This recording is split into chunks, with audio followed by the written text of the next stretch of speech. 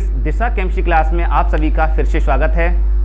आज की क्लास में जानेंगे 10th साइंस में आपका केमिस्ट्री हम आज पढ़ाएंगे। केमिस्ट्री में चैप्टर नंबर 1 है जिसका नाम है केमिकल रिएक्शन अर्थात रासायनिक अभिक्रियाएं। तो रासायनिक अभिक्रियाएं जानने से पहले हम आपको बता दें, मैं आपको बताऊं, आप ध्यान से समझने की कोशिश करेंगे कि जितनी भी विश्व में चीज़ें पाई जाती हैं, चीज़ें का मतलब वस्तुएं, कोई भी वस्तु, एनी अदर कोई भी वस्तु ले लीजिए आप, विश्व में कोई भी वस्तु पाई जाती है वो सभी वस्तुएं पदार्थों से बनी होती हैं। उन पदार्थों में कहीं ना कहीं किसी न किसी तरह लगातार परिवर्तन होते ही रहते हैं। पदार्थों में जो परिवर्तन होते हैं वो 2 प्रकार के परिवर्तन होते हैं छात्रों। पदार्थों में जो परिवर्तन होते हैं वो आपके 2 प्रकार के होते हैं। एक तो होता है भौतिक परिवर्तन, जिसको इंग्लिश में फिजिकल चेंज कहते हैं। दूसरा होता है रासायनिक परिवर्तन अर्थात केमिकल चेंज। इंग्लिश के वर्ड आप लिख लीजिए, CHEMICAL, ये तो जानते हैं, छोटी मोटी चीज़। रासायनिक परिवर्तन केमिकल चेंज, भौतिक परिवर्तन फिजिकल चेंज। मैं आपको बताऊं छात्रों, जो रासायनिक परिवर्तन हुआ करते हैं, जो रासायनिक परिवर्तन होते हैं वही रासायनिक परिवर्तन रासायनिक अभिक्रियाएं कहलाते हैं।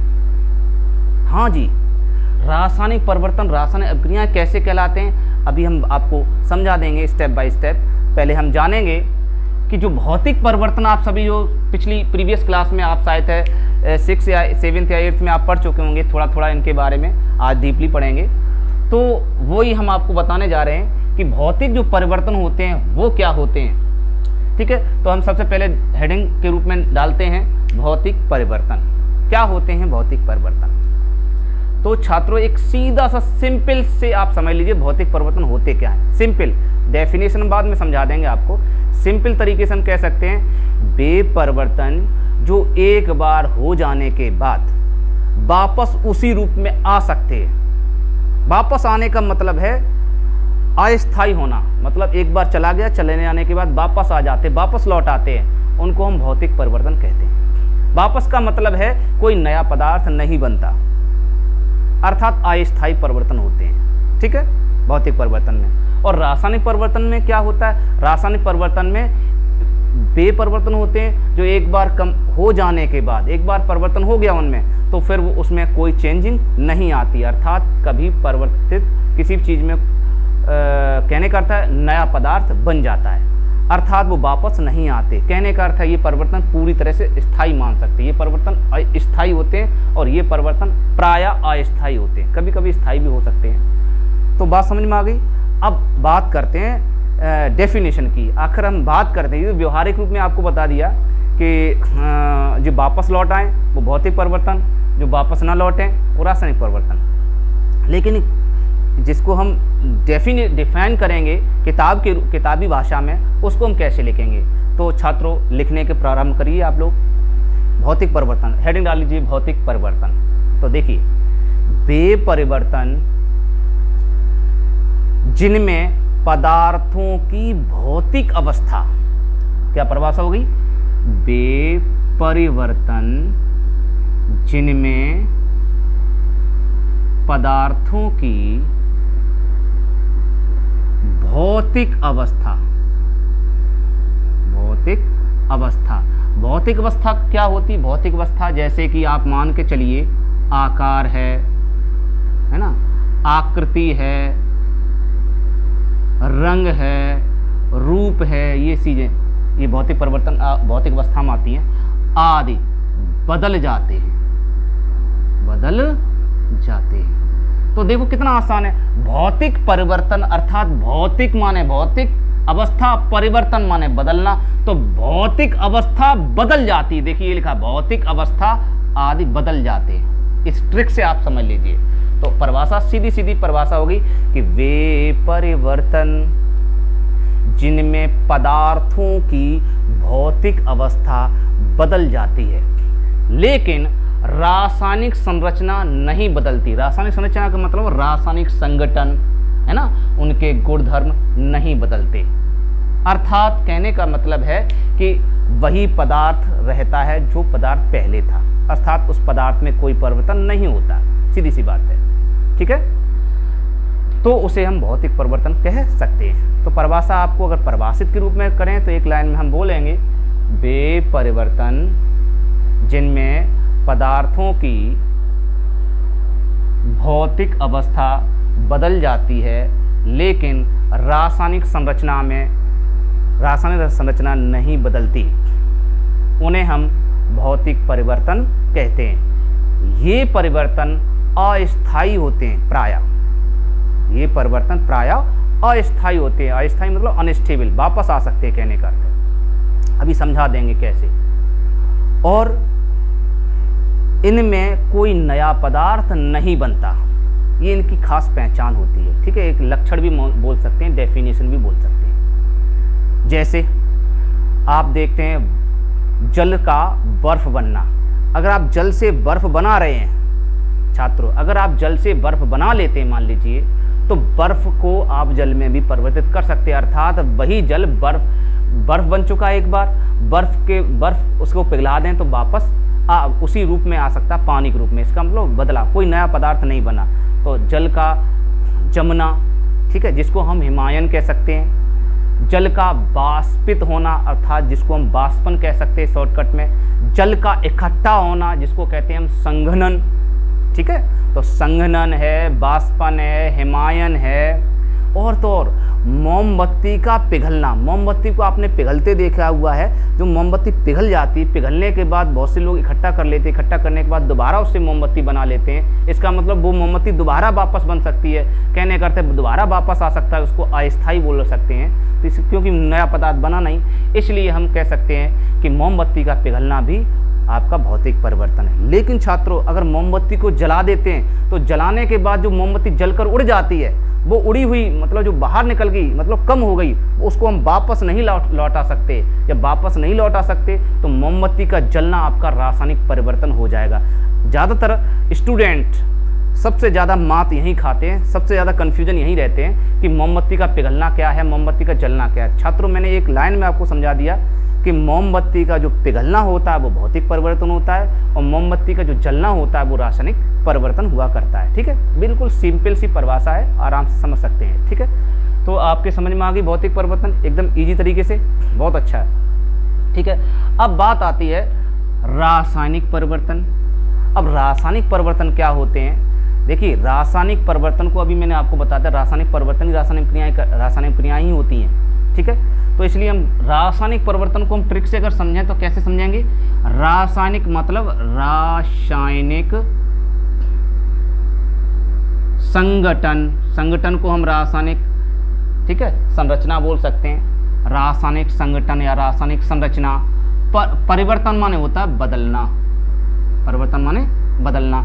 इसका मतलब है वे परिवर्तन जिनमें पदार्थों की रासायनिक संरचना बोल दीजिए या रासायनिक संगठन बोल दीजिए, कोई बात, दोनों में से एक बोल सकते हैं, बदल जाते हैं। ठीक है, सिंपल होगी, कितना आसान है। उसी मतलब क्वेश्चन में ही आपका आंसर छिपा हुआ है। तो क्वेश्चन में आंसर को छिपा हुआ आप देखना कि ये कला सीख रहे हैं कि क्वेश्चन को हम कैसे करेंगे। ठीक है, तो वे परिवर्तन जिनमें पदार्थों की रासायनिक संरचना अथवा रासायनिक संगठन बदल जाते हैं, उन्हें छात्रों क्या कहते हैं? उन्हें रासायनिक परिवर्तन कहते हैं। और ये परिवर्तन प्रायः स्थायी होते हैं। स्थायी मतलब एक बार चेंज हो गए, चेंज होने के बाद वापस नहीं आते। कारण क्या है? क्योंकि इनसे नया पदार्थ बन जाता है, फिर वो पदार्थ वापस नहीं लौट के आता। ठीक है, तो इसका मतलब है ये परिवर्तन स्थायी होते हैं। कैसे होते हैं बेटा? ये परिवर्तन कैसे होते हैं? स्थायी होते हैं, और इनसे नया पदार्थ बन जाता है, नया पदार्थ बनता है। ये ध्यान रखना, ये दो ट्रिक याद रखना। और ये अस्थायी होते हैं, आपको बताया है। ठीक है, ये याद रखना। और ये कैसा? इससे नया पदार्थ नहीं बनता, नया पदार्थ नहीं बनता। तो कंपेयरिंग अगर करने को आए तो आप कंपेयरिंग कर सकते हैं, ठीक है, बहुत आसानी से।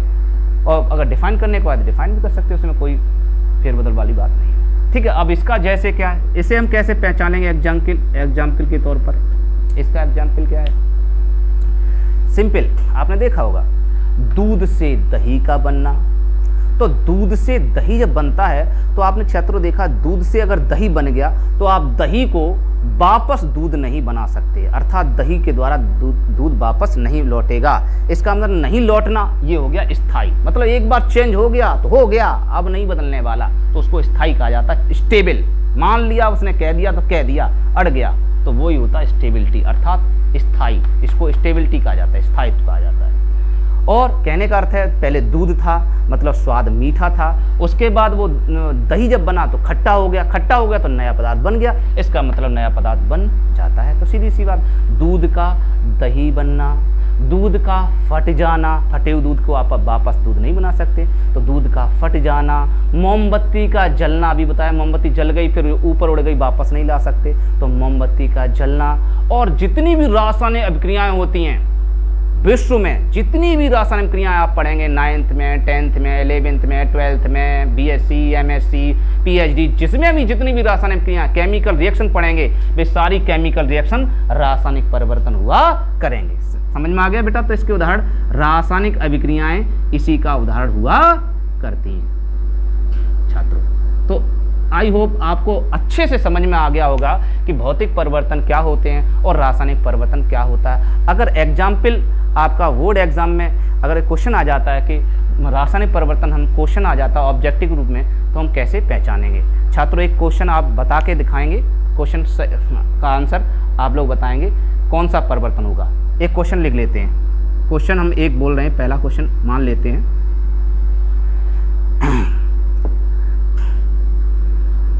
लोहे में या जंग लगना, चलिए लोहे आगे लिख लें, लोहे में आप लोग बताएंगे लोहे में जंग लगना किस प्रकार का परिवर्तन है, बताइए किस प्रकार का परिवर्तन है। तो लोहे में जंग लगना कैसा परिवर्तन है? उत्तर आपका उत्तर क्या हो सकता है छात्रों? तो इसका उत्तर होगा लोहे में अगर जंग लग गई और जंग लगने के बाद लोहा पूरा खराब हो जाता है, तो अब वो खराब हो चुका है, वो जंग लगा हुआ वो लोहा, अब वो लोहा वापस तो नहीं आ सकता। जब नहीं आ सकता है इसका मतलब वो नया पदार्थ में बदल चुका है, नया पदार्थ बन गया है, इसका मतलब वापस नहीं आ सकता। तो सीधी सी बात है, ये रासायनिक परिवर्तन हो गया। और रासायनिक परिवर्तन किसकी वजह से हुआ छात्रों? रासायनिक अभिक्रिया की वजह से। इसका मतलब जो लोहे में जंग लग गई वो उसमें रासायनिक अभिक्रिया हो गई है, इसीलिए वो पदार्थ वापस नहीं आया है। ठीक है, तो मैं एक उदाहरण रूप में ये लिखना नहीं है छात्रों, केवल आपको उत्तर में ये लिखना है कि रासायनिक परिवर्तन, ठीक है। लेकिन हम रासायनिक परिवर्तन ये हुआ कैसे वो हम आपको बता दे रहे, थोड़ा सा जानकारी रूप में, ये लिखना नहीं है, बस इतना उत्तर तो आपका रासायनिक परिवर्तन होगा, बस इससे आगे नहीं होगा। लेकिन रासायनिक परिवर्तन हो कैसे गया वो आपको थोड़ा समझा दे रहे। देखिए लोहे का सूत्र होता है Fe, ठीक है। अब जंग, लोहे में जंग लगी क्यों? क्योंकि उसमें जब लोहे को वायुमंडल में जब रख देते हैं तो वायुमंडल में कुछ नमी होती है, और नमी का सूत्र होता है वाटर, नमी को वाटर कहते हैं H2O। तो नमी अर्थात जल, नम जल जिसे कहते हैं नम जल, वायु की उपस्थिति में, नम वायु हवा, तो हवा की उपस्थिति, नम वायु की उपस्थिति में जल क्या होता है, इस लोहे के ऊपर थोड़ा थोड़ा हल्का हल्का, मतलब आपको दिखाई नहीं देगा, हल्का हल्के बूंदों के रूप में जमा हो जाता है, ये इसके ऊपर जमा हो जाता है। और जब जमा हो जाता है तो रिएक्शन H2O की इस Fe के साथ धीरे धीरे, मतलब स्लोली जिसे कहते हैं स्लोली, कई दिनों के बाद आपस में धीरे धीरे धीरे धीरे आपस में रिएक्शन होने लगती है। ये तुरंत रिएक्शन नहीं होती छात्रों, ये ध्यान रखना। इसको Fe को जल वाष्प के साथ अभिक्रिया करने के लिए काफ़ी समय लग जाता है, हो सकता है 2 महीना लग जाए, हो सकता है 1 साल लग जाए, 2 साल लग जाए, 4 साल लग जाए, ठीक है। तो काफ़ी समय लग जाता है ये अभिक्रिया होने में। तो कुछ अभिक्रिया इन दोनों के बीच अभिक्रिया होती हैं, अभिक्रिया होने के बाद एक पदार्थ बनता है जिसका नाम है Fe3O4, Fe3O4, ठीक है ना, फेरिक, जिसको कहते हैं फेरिक ऑक्साइड, ठीक है। ये पदार्थ बन जाता है जिसको हम कहने करता लाल रंग का होता है, लाल तो नहीं बोल सकते लेकिन हम इसको क्या नाम, ब्राउन कलर बोल सकते हैं। ये ब्राउन कलर का होता है फेरिक ऑक्साइड। वो फेरिक ऑक्साइड ये पदार्थ बन जाता, उस पदार्थ की, इसी पदार्थ की परत लोहे के ऊपर चारों ओर जमा हो जाती है। इस लोहे के ऊपर फेरिक ऑक्साइड जब बन जाता है तो फेरिक ऑक्साइड की परत जम जाती है। इसी फेरिक ऑक्साइड को ही हम जंग कहते हैं, रस्ट कहते हैं, RUST, रस्ट या जंग। इसी को रस्ट बोलते हैं, इसी को जंग बोलते हैं। तो फेरिक ऑक्साइड की ये जंग आपकी लग जाती है, ठीक है। हाँ, फेरिक ऑक्साइड को Fe3O4 के रूप में लिखा जाता है, लेकिन ये बाद में कन्वर्ट हो जाता है। उससे पहले, सबसे पहले बनता है Fe2O3। ये थोड़ा सा ध्यान रखना, पहले Fe2O3 बनता है, उसके बाद ये कन्वर्ट होकर Fe3O4 में कन्वर्ट हो जाता है। इसलिए दोनों आंसर आपका आ जाता है, कोई दिक्कत नहीं है, उसमें बात नहीं है, ठीक है छात्रों। तो ये किसकी वजह से हुई? Chemical reaction. केमिकल रिएक्शन मतलब रासायनिक अभिक्रिया हो गई। इस रासायनिक अभिक्रिया की वजह से नया पदार्थ बन के तैयार हो गया, और नया पदार्थ जो बना उसी नया पदार्थ बन गया। अब ये नया पदार्थ वापस नहीं आने वाला, अर्थात इससे आप ये नहीं बना सकते, ये दोनों ठीक नहीं बना सकते, इसीलिए ये रासायनिक परिवर्तन होता है छात्रों। अच्छे से आपको पूरी समझ में क्लियर हो गया होगा। अब चलिए, अब बात आती है रासायनिक अभिक्रिया। चलिए, रासायनिक अभिक्रिया क्या होती है, तो डाल लीजिए नेक्स्ट हेडिंग, केमिकल रिएक्शन अर्थात रासायनिक अभिक्रिया। चलिए, रासायनिक अभिक्रिया क्या होती है इसको हम जानते हैं। तो रासायनिक अभिक्रिया सीधी सी बात है, अभिक्रिया, रिएक्शन। रिएक्शन मतलब आप लोग कभी फिल्म देखते हैं, है ना, तो रिएक्शन क्या होता है? रिएक्शन मतलब एक व्यक्ति दूसरे के साथ जब रिएक्ट करेगा, आपस में लड़ना झगड़ना, आपस में रिएक्शन। इसका मतलब कम से कम दो लोग होने चाहिए लड़ने के लिए। अकेला तो लड़ नहीं सकता किसी से, ऐसे कैसे चलने लगेगा, पढ़ने लगेगा, लड़ने लगेगा। इसके लिए कम से कम लड़ने के लिए, अर्थात रिएक्शन करने के लिए, रिएक्ट करने के लिए दो लोग होने चाहिए, ठीक।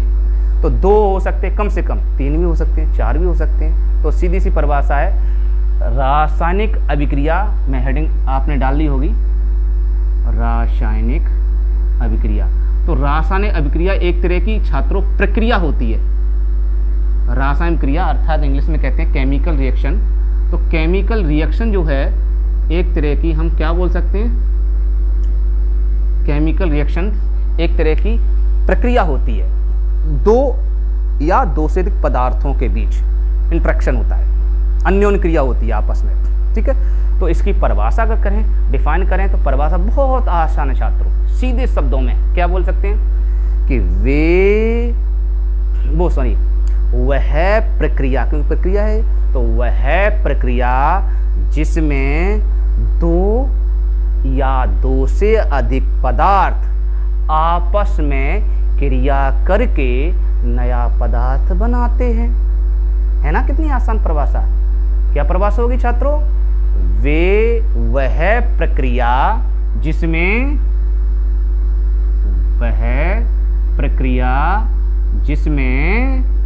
दो हों या दो से अधिक हों, दो या दो से अधिक पदार्थ क्या करते हैं, आपस में ही तो लड़ेंगे।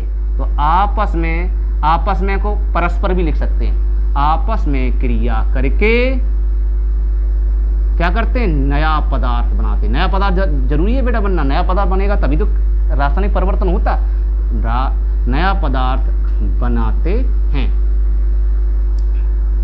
तब उस प्रक्रिया को कहते हैं रासायनिक परिवर्तन, ठीक है। तो लिखना, बनाते हैं तब उसे रासायनिक अभिक्रिया कहते हैं, ठीक है। उसे लिख लेना आगे, उसे रासायनिक अभिक्रिया कहते हैं। तो सीधी सी समझ में आ गया रासायनिक क्रिया क्या होती है। अब जैसे रासायनिक क्रिया के रूप में हम एक उदाहरण ले लेते हैं। जैसे मान लीजिए उदाहरण में कि जब हाइड्रोजन को किसके साथ, जब हाइड्रोजन को ऑक्सीजन के साथ, हाइड्रोजन एक पदार्थ हो गया, ऑक्सीजन दूसरा पदार्थ हो गया, तो दो हो गए। हाइड्रोजन ऑक्सीजन के साथ अभिक्रिया करके या क्रिया करके क्या बनाता है, जल बनाता है। छात्रों क्रिया करके लिख लेना, लिख दूं क्या, चलो लिख दो। हाइड्रोजन ऑक्सीजन के साथ को हटा दो, तो हाइड्रोजन ऑक्सीजन के साथ क्रिया करके जल बनाता है। तो देखिए, हाइड्रोजन अलग पदार्थ है, इसका ऑक्सीजन अलग पदार्थ है और जल अलग पदार्थ है। इसका मतलब हाइड्रोजन ने किसके साथ क्रिया कर ली, क्रिया करने का मतलब ऑक्सीजन के साथ क्रिया की, इसको प्लस से व्यक्त करेंगे, ठीक है छात्रों, तो प्लस लगाएंगे और प्लस करने के बाद क्या बना आपका, जल बना, तो जल प्रोडक्ट हो गया, ठीक है। अब एक चीज़ और जान लेते हैं छात्रों, हाइड्रोजन का संकेत क्या होता है। अगर इस हाइड्रोजन को जो हिंदी में लिखा हुआ, जिसको शब्द में ये जो रिएक्शन जो अभिक्रिया शब्दों में लिख दी मैंने, शब्द हैं हाइड्रोजन, ऑक्सीजन और जल, जो अभिक्रिया मैंने शब्दों में लिख दी, इस शब्दों को हम अगर शॉर्टकट में कर दें, अर्थात संकेतों के रूप में इसको अगर हम व्यक्त कर देते हैं इस अभिक्रिया को, तो इस अभिक्रिया का नाम क्या हो जाएगा, तब इस अभिक्रिया का नाम हो जाएगा रासायनिक समीकरण, ठीक। अभिक्रिया को अगर हम प्रतीकों या सूत्रों द्वारा व्यक्त कर देते हैं तो उसको हम रासायनिक समीकरण बोला जाता है, ठीक है। तो मैं इसका संकेत क्या होता है छात्रों, मैं अभी आपको बता देंगे बाद में, अभी जान लीजिए, मैं बता दे रहा हूँ। हाइड्रोजन आगे बताएंगे कैसे व्यक्त करते हैं आगे क्लास में, अभी थोड़ा सा थोड़ी जान लीजिए। हाइड्रोजन का संकेत होता है H2, ऑक्सीजन का संकेत होता है O2, आपस में क्रिया करके जल बनेंगे, जल का सूत्र होता है H2। इसका मतलब सूत्र आपको इसके पता होने चाहिए, ये तो भैया आपको पता करने पड़ेंगे, याद करने पड़ेंगे। इन दोनों से क्रिया करके आपका जल बना, इसको बैलेंस कर लेते हैं, बैलेंस करेंगे तो यहाँ 2 और ये, अब बैलेंस हो गया आपका। इसका मतलब ऐसे बनेगा।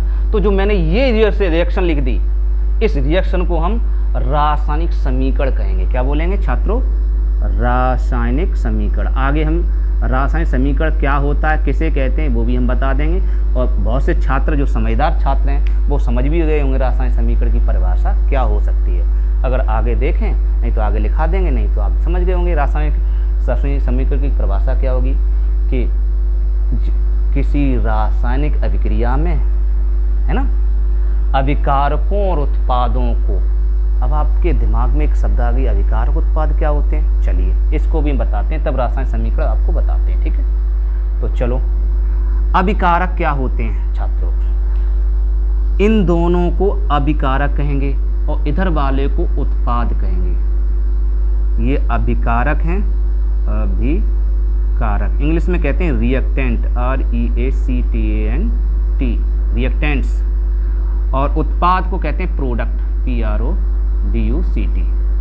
प्रोडक्ट अभी इस समय एक है, बहुत सारे भी हो सकते हैं, तो प्रोडक्ट्स बहुवचन लगा दीजिए। तो रिएक्टेंट्स अभिकारक, उत्पाद प्रोडक्ट कहलाते हैं। अभिकारक का मतलब है जिसने अभी अभी क्रिया की हो, है ना, तो सीधी सी परिभाषा है। अभिकारक की अगर परिभाषा की बात करें, अभिकारक किसे कहते हैं, तो हम एक लाइन में परिभाषित कर सकते हैं अभिकारक को कि किसी रासायनिक अभिक्रिया में जो पदार्थ भाग लेते हैं उन्हें अभिकारक कहते हैं। तो रासायनिक क्रिया में कौन अभिकारक भाग ले रहा है, कौन किन की वजह से अभिक्रिया हो रही, H2 और O2 की वजह से क्रिया हो रही, तो ये दोनों को अभिकारक बोलेंगे। इसका मतलब अभिकारकों को सदैव LHS में लिखा जाता है, ये ध्यान रखना है। और उत्पाद माने उत्पन्न होना, उत्पन्न माने बनना, जो चीज़ बनती है उसको हम RHS में लिखते हैं, राइट हैंड साइड, एक लेफ्ट हैंड साइड, ये लेफ्ट हैंड साइड है, ये राइट हैंड साइड, ठीक है। तो उत्पाद किसे कहेंगे, अभिक्रिया में, रासायनिक क्रिया में जो पदार्थ, नए पदार्थ बनते हैं, जो पदार्थ बनते हैं उन्हें उत्पाद कहते हैं। तो बहुत आसान है, अभिकारक वे पदार्थ हैं जो रासायनिक क्रिया में भाग लेते हैं, और उत्पाद वे पदार्थ हैं जो रासायनिक क्रिया में बनते हैं। सीधी सी बात आपको समझ में आ गया हो, भी बहुत ही अच्छे से आपको समझ में भी आ गया हो शायद, ठीक है। और नहीं समझ में आया है आपके पास तो मैं आपको दोबारा समझा दूंगा, आप कमेंट करके मुझे बताना, मैं आपको दोबारा समझा दूंगा, कोई दिक्कत नहीं। मैंने अभी बताया था आपको रासायनिक समीकरण, अब तो आपको समझ में आ गया होगा रासायनिक समीकरण। रासायनिक समीकरण क्या होता है, रासायनिक समीकरण जो मैंने आपको नीचे लिख दिया, केमिकल इक्वेशन, इंग्लिश में कहते हैं केमिकल इक्वेशन, केमिकल इक्वेशन। तो रासायनिक समीकरण क्या होता है, मैंने बताया रासायनिक समीकरण बना किससे, रासायनिक समीकरण बना इस हिंदी वाली अर्थात शब्द अभिक्रिया से। शब्द अभिक्रिया को हमने अल्फ़ाबेट अर्थात जो वर्णमाला होती है, वर्णमाला के अक्षरों में कन्वर्ट कर दिया, उसको हम सूत्र बोल सकते हैं। ये सूत्र है और सूत्र ही रासायनिक समीकरण कहलाता है, ठीक। ये सूत्र हमने लिख दिए, ये सूत्र किसके लिख दिए, अभिकारकों के। तो अभिकारकों और उत्पादों को सूत्र के द्वारा लिख दें, ठीक। किस अभिकारकों उत्पादों को सूत्र के द्वारा लिख दें, किसकी, अभिक्रिया की। तो परिभाषा होगी बेटा छात्रों, इसकी परिभाषा लिखना चाहे लिखें। परिभाषा क्या होगी? किसी रासायनिक, दिख रहा है छात्रों? नहीं दिख रहा है तो कोई बात नहीं, आप लोग समझ, मैं बोल रहा हूँ आप देख लीजिए। किसी रासायनिक अभिक्रिया में, किसी रासायनिक अभिक्रिया में किन किन को? अभिकारकों और किन को? उत्पादों तथा उत्पादों को, अभिकारकों को और उत्पादों किसके द्वारा? इनके द्वारा। और इनको क्या कहते हैं? सूत्र या प्रतीक। तो किसी रासायनिक क्रिया में अभिकारकों या उत्पादों को प्रतीकों या ये सूत्रों, प्रतीक ले लो या सूत्र भी लिख लेना बेटा, दिखाई नहीं दे रहा है तो अब मैं बोल रहा हूँ उस हिसाब से लिख लो। प्रतीकों अथवा सूत्रों द्वारा निरूपित करने पर, निरूपित लिख लो या व्यक्त करने पर लिख लो। निरूपित करने पर जो समीकरण बनता है, जो समीकरण बनता है उसे रासायनिक समीकरण कहते हैं। कितना आसान है ना, बहुत आसान तरीके से हम सीख सकते हैं। तो परिभाषा आपके समझ में आ गई होगी। रासायनिक समीकरण की परिभाषा क्या होगी?